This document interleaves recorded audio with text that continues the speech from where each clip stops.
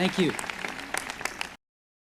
Je suis honoré d'être parmi vous aujourd'hui pour votre remise des diplômes de la part d'une des meilleures universités au monde. Je n'ai jamais été diplômé d'études supérieures. En fait, aujourd'hui, c'est la première fois de ma vie que j'ai réussi à m'approcher autant d'une remise de diplôme. Et je veux vous raconter 3 histoires de ma vie. Juste ça. Pas de grand ramdam. Juste 3 histoires. La première histoire parle de connecter les points. Après 6 mois, j'ai abandonné mes études au Reed College, mais j'y suis resté en tant qu'auditeur libre pour 18 mois de plus, avant que je n'abandonne définitivement. Mais pourquoi est-ce que j'ai arrêté? Cela a commencé avant ma naissance. Ma mère biologique était une jeune étudiante non mariée et elle a décidé de me faire adopter. Elle tenait vraiment à ce que je sois adopté par des personnes diplômées d'études supérieures et tout a été arrangé pour que je sois adopté, dès ma naissance, par un avocat et sa femme. Mais quand j'ai pointé le bout de mon nez, ils décidèrent à la dernière minute qu'ils voulaient vraiment une fille. Alors mes parents, qui étaient en liste d'attente, reçurent un coup de fil dans la nuit, leur demandant « Nous avons un bébé garçon non prévu. Le voulez-vous » Ils répondirent « Bien sûr ». Ma mère biologique découvrit plus tard que ma mère n'avait pas de diplôme d'études supérieures et que mon père n'avait même pas son bac. Elle refusa alors de signer les papiers d'adoption. Ce n'est que plusieurs mois après qu'elle accepta, après que mes parents lui aient promis qu'ils me feraient faire des études. Ce n'était pas paradisiaque. Je n'avais pas de logement à la cité universitaire, alors je dormais sur le sol de la chambre de copains, je collectais les bouteilles de coca pour récupérer les 500 de consignes et m'acheter de quoi manger. Et chaque dimanche soir, je faisais 10 kilomètres à pied, traversant la ville pour aller consommer un bon repas au temple Hare Krishna. J'ai adoré ça. Et la plupart des choses que j'ai découvertes en suivant ma curiosité et mon intuition se sont avérées inestimables après coup. En voici un exemple. Le Reed College offrait à cette époque ce qui était probablement la meilleure formation à la calligraphie de tous les États-Unis. Partout sur le campus, chaque affiche, chaque étiquette était superbement calligraphiée à la main. Sachant que j'avais abandonné, et donc que je n'avais plus à suivre les cours obligatoires, je me suis inscrit à un cours de calligraphie pour apprendre comment faire. J'ai appris les lettres sérif et sans-sérif, l'espace variable qui existait entre les différentes lettres et toutes les choses qui rendent la calligraphie superbe. J'y trouvais la beauté, l'histoire et l'art d'une manière subtile que la science ne pourra jamais appréhender. C'était fascinant. Rien de tout cela n'avait l'ombre d'une chance de pouvoir être utile dans ma vie. Mais 10 ans après, tandis que nous étions en train de concevoir le premier ordinateur Macintosh, tout cela m'est revenu, et nous l'avons intégré dans le Mac. C'était le premier ordinateur avec une belle typographie. Si je ne m'étais pas inscrit en auditeur libre à ce cours d'université, le Mac n'aurait jamais eu différentes polices de caractères, ou des polices à espacement variable. Et comme Windows ne fait que copier le Mac, cela signifie qu'aucun ordinateur n'aurait eu ces polices.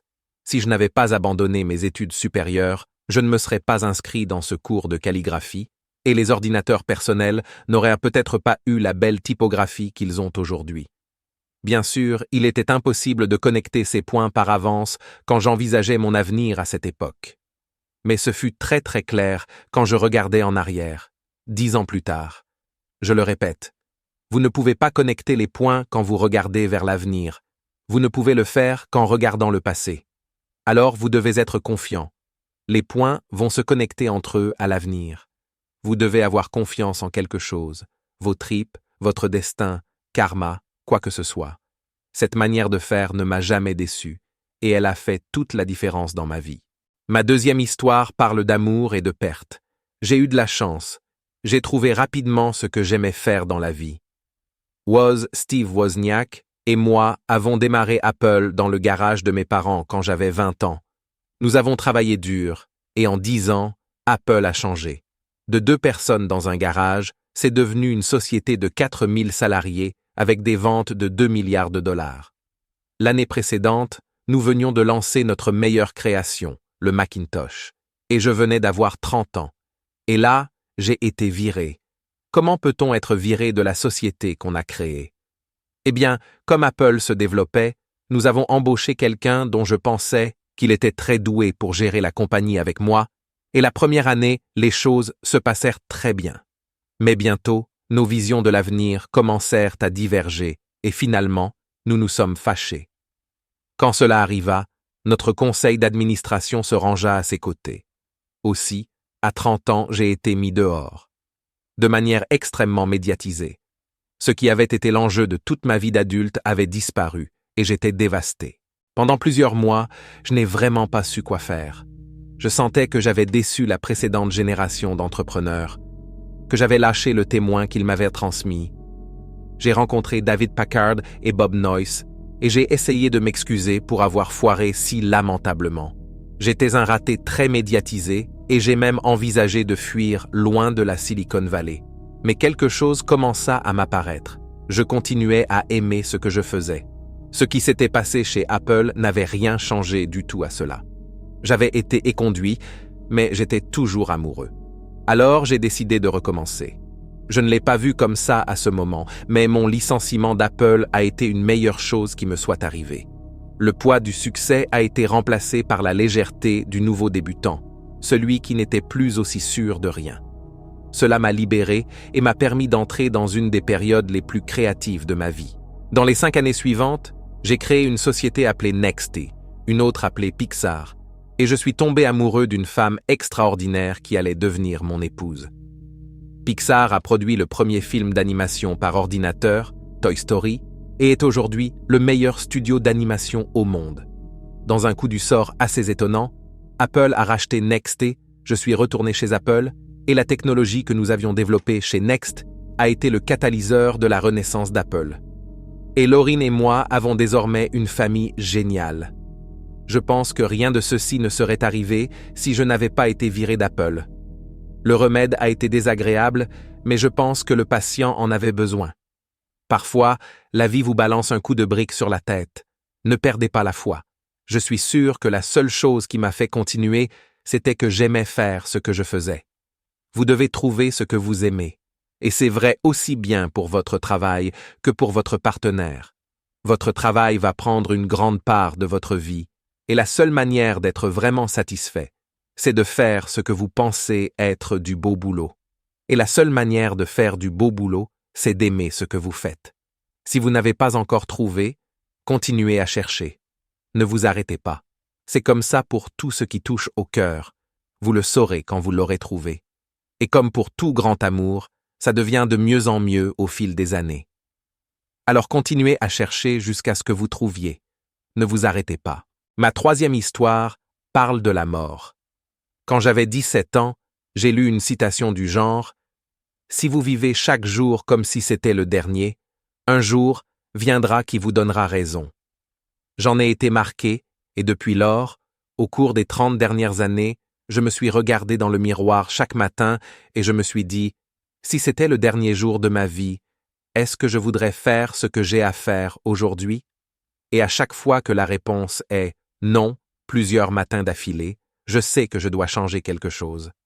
L'outil le plus important que j'ai trouvé pour m'aider à prendre de grandes décisions, c'est de me souvenir que je serai bientôt mort. Parce que presque tout, ce qu'on espère des autres, l'orgueil, la peur d'être ridicule ou de se planter, tout cela disparaît face à la mort et ne reste que ce qui est vraiment important. Pour éviter le piège de penser que vous avez quelque chose à perdre, le meilleur moyen est de vous rappeler que vous allez mourir. Vous êtes déjà nu. Alors autant suivre votre cœur. Il y a 1 an, on m'a diagnostiqué un cancer. J'ai subi un scanner à 7h30 du matin qui révélait une tumeur sur mon pancréas. Je ne savais même pas ce qu'était un pancréas. Les docteurs m'ont dit que c'était presque certainement un cancer incurable et que je devais m'attendre à vivre juste 3 à 6 mois. Mon docteur m'a conseillé de rentrer chez moi et de mettre mes affaires en ordre, ce qui est le langage codé des docteurs pour dire que je devais me préparer à mourir. Cela signifie de dire à vos enfants, en quelques mois, toutes les choses dont vous pensiez que vous auriez 10 ans pour leur dire. Cela signifie de tout préparer de telle sorte que ce soit le plus facile possible pour votre famille. Cela signifie de faire vos adieux. J'ai vécu avec ce diagnostic toute la journée. Le soir même, j'ai eu une biopsie. Ils m'ont plongé un endoscope dans la gorge, passé mon estomac, puis mes intestins. Ils ont enfoncé une aiguille dans mon pancréas et ont récupéré quelques cellules de la tumeur.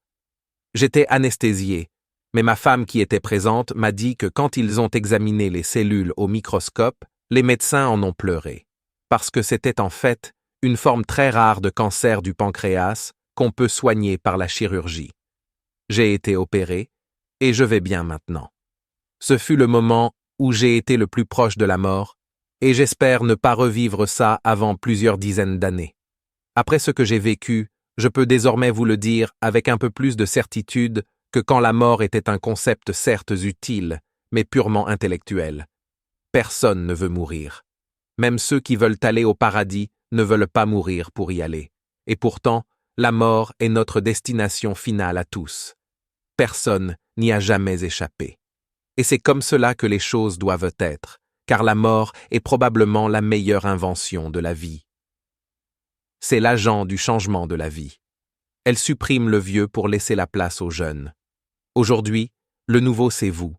Mais un jour qui n'est pas très éloigné, vous deviendrez le vieux et serez éliminé. Désolé d'être aussi mélodramatique, mais c'est la vérité. Votre temps est limité, alors ne le perdez pas à vivre la vie de quelqu'un d'autre. Évitez d'être piégé par le dogme, c'est-à-dire vivre sur les résultats des pensées des autres. Ne laissez pas votre voix interne être noyée par le bruit des opinions des autres. Et plus important que tout, ayez le courage de suivre votre cœur et votre intuition. Eux savent déjà ce que vous voulez réellement devenir. Tout le reste est secondaire. Quand j'étais jeune, il y avait ce livre génial qui s'appelait « Le catalogue de toute la Terre ». Et c'était une des bibles de ma génération. C'est un gars nommé Stuart Brand qui l'a créé pas loin d'ici, à Menlo Park, et il lui a donné vie avec son sens poétique. C'était dans les années 60, avant les ordinateurs personnels et la publication assistée par ordinateur, ce qui veut dire qu'il travaillait avec des machines à écrire, des ciseaux et des appareils Polaroid. C'était une sorte de Google en livre, 35 ans avant Google. C'était idéaliste, et le livre débordait d'outils géniaux et de notions claires. Stuart et son équipe publièrent de plusieurs éditions du catalogue de toute la Terre, et quand son temps arriva, ils publièrent une dernière édition. C'était dans les années 60, et j'avais votre âge. Au dos de leur dernière édition, on voyait la photo d'une route déserte, au petit matin, le genre de route où vous pouviez vous imaginer faire du stop si vous étiez du genre aventureux. En légende, les mots « Ayez faim »,« Soyez fous ». C'était leur message d'adieu pour leur dernier livre. « Ayez faim, soyez fous ». Je me suis toujours souhaité ça. Et maintenant, alors que vous allez être diplômé pour recommencer à nouveau, je vous le souhaite. Soyez affamés, soyez fous. Merci beaucoup à tous.